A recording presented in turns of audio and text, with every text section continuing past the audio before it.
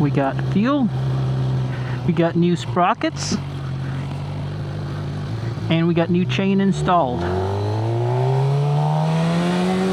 This is going to be first impressions for 520 chain and an aluminum rear sprocket. Everything else is basically same.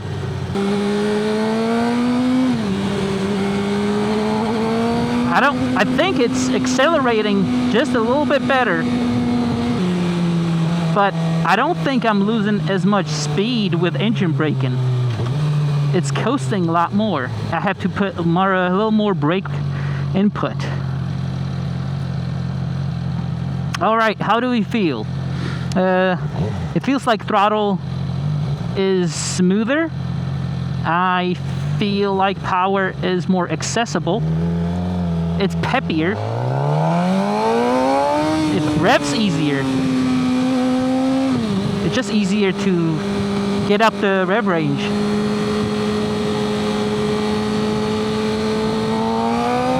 But look, watch this.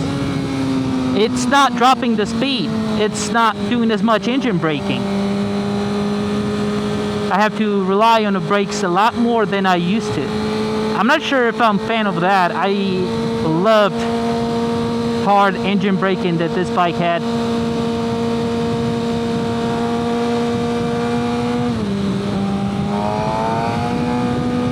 But it definitely feels peppier for sure. It's not giving you more power, but it's easier to get to. I see why you would do this conversion on the racetrack. Get a little more pep, a little more power. You don't lose as much speed while switching gears or engine braking, if you even do that on the track. I have no idea.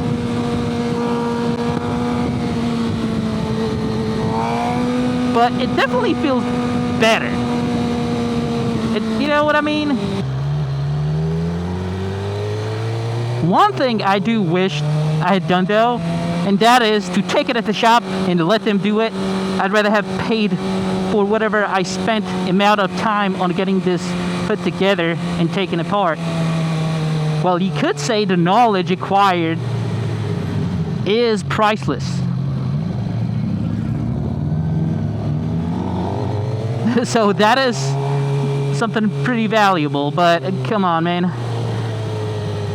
I spent a day and a half putting this together. At first, my brake fell apart in the rear because it was tight squeeze, and I unscrewed something, then it was tight squeeze. They were like seized together, and I was trying to put the wheel back on, and I unscrewed something and tried to pry it open, then whole brake caliper fell apart.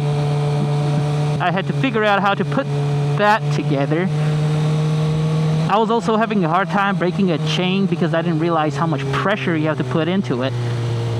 I also don't have an angle grinder, and I didn't want to spend another $150 on that tool. I'm not doing wheelie, buddy. I'm sorry. And yeah, I didn't want to spend money on angle grinder. So from what I see, the chain braking tool that I got is supposed to already do that, but it's rough on the tips. It did work, it just took a lot of pressure. We're gonna go back on the highway and go home. I was gonna meet up with a buddy, but we're not gonna make it on time. It's not losing as much speed. The engine braking, what the fuck? So engine braking, the way it used to feel was basically a little bit of lurch forward. There was a lot of stopping power. But now, not really. I really hope I didn't mess something up with clutch.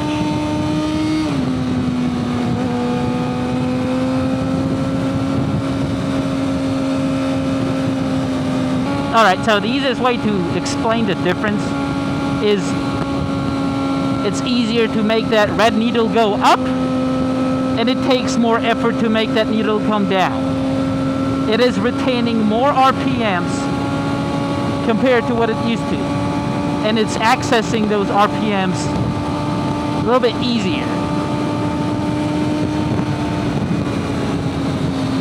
I don't feel like I have any extra power in terms of raw power, torque, whatever. But it feels smoother and peppier. Alright, so another point I want to talk about is the noise when I'm shifting. It could be two things. I'm just paranoid and hyper listening to everything, thinking something's wrong or different when it's actually not, and I just didn't notice them. And that is the noise when I'm shifting. So I did a little small test drive, like at walk-in speed, seeing if it would shift, if it would ride, and it worked, but it was a bit louder. It could be the fact that front sprocket does not have a rubber seal on it. It's just straight up steel sprocket. So that could be it. Who knows? But as I'm riding right now, and normally it sounds smooth, it sounds fine. As long as you have your helmet on, you're probably not going to notice the difference in noise.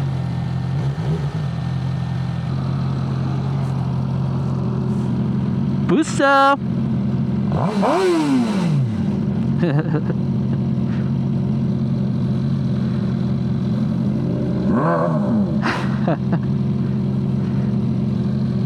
didn't see that.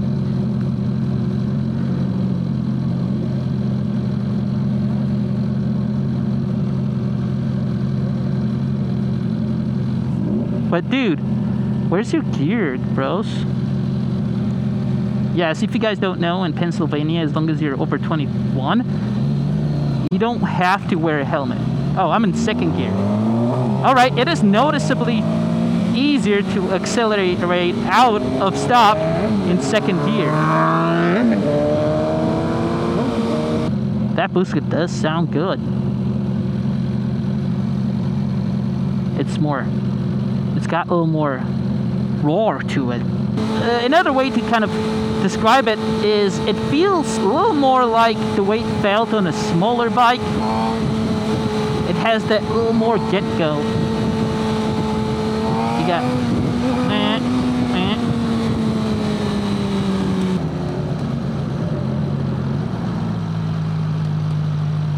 That's weird. Something I've noticed just now is the clutch is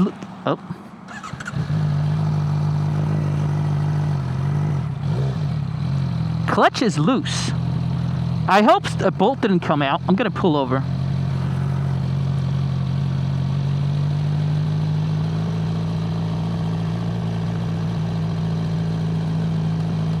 Yeah, I really hope I didn't lose some kind of bolt.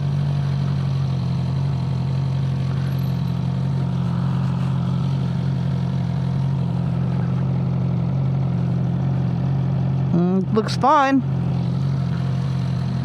When I was putting everything back together, I put clutch cover back on and I put all the screws on nice and tight, not too tight, but it kind of blocked up the rear wheel. I don't know what the cause of it is. I was kind of stuck in a neutral with no way to turn the rear wheel. I don't think it was brakes, but as soon as I loosened all the bolts and took the cover a little out, it was fine.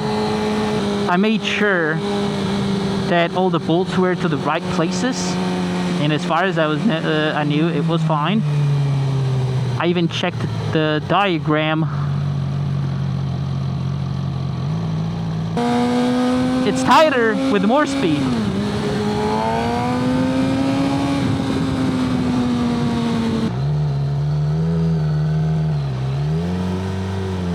Two idiots.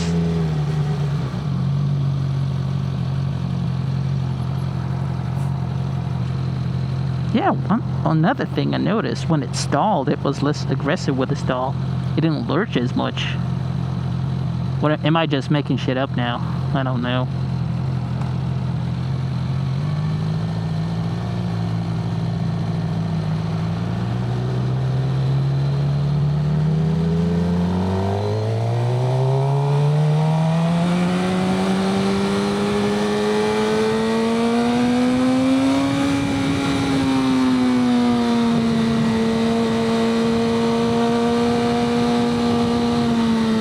think I'm also getting a less pops, less burbles.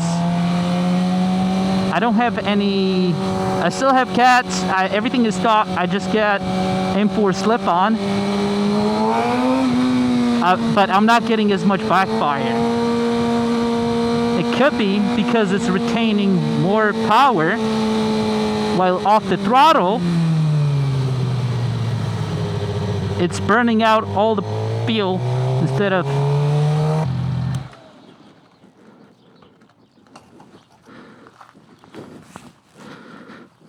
Let's see. Do we have all the bolts? It's there. That is loose. I'm glad we didn't lose it. That's loose. That's also loose. Holy shit. I'm glad I didn't go on anything longer. I don't understand what's the issue here. I hope I didn't cause any damage, but one thing's for sure. This gold and red chain and sprockets looks sick.